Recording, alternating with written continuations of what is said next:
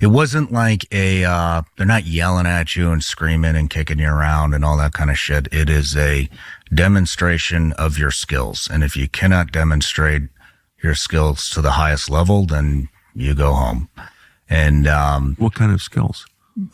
Shooting skills, driving skills, close quarters combat, that's entering a room and clearing buildings and rooms and stuff, working with a team. How do you integrate in with all these other special ops guys? And so there's a lot that goes to it, into it. They put you in a lot of extremely stressful situations, and you have to handle it flawlessly or you'll be asked to leave. But the shooting qualifications were really tough. Really? Yeah. The shooting qualifications were really tough. And so was the CQB, the close quarters combat. So like one of the exercises, they had this thing called the hooded box drill. And they basically put you in a room like this, and they would tape a square, and you have to stand in the square, and they give you either a rifle or a pistol. And they have like fake flashbangs going off, smoke, yelling, screaming, role players, and they put a hood over your head on a string.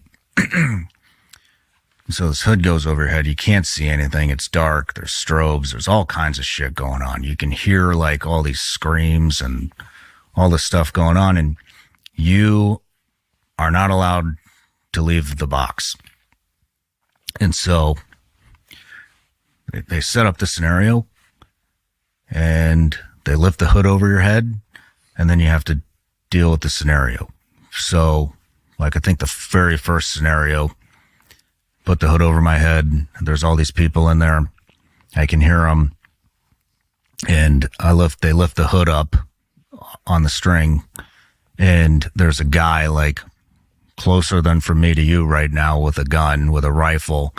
As soon as the hood goes up, he snaps my head.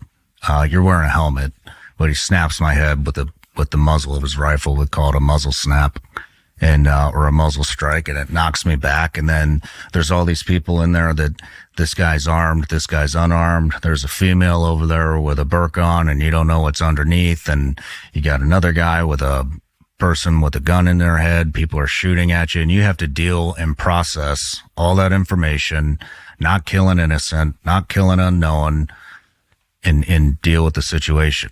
And then they call you back to the box, and it's very unemotional. They're not like, hey, you could have done this better, or why didn't you do that? It's either get the fuck out of here, or we're going to run a scenario. And then you come back to the box, and they put the hood back over your head, and then lift the hood, and you're in a totally different scenario. And it might be the next scenario they lift up, nobody's shooting at you, everybody's calm, or people are yelling and shit and shooting their guns up in the air, and you have to figure out who's a threat, who's an unknown, who's an innocent, who's a blue helmet, which would be an asset of ours.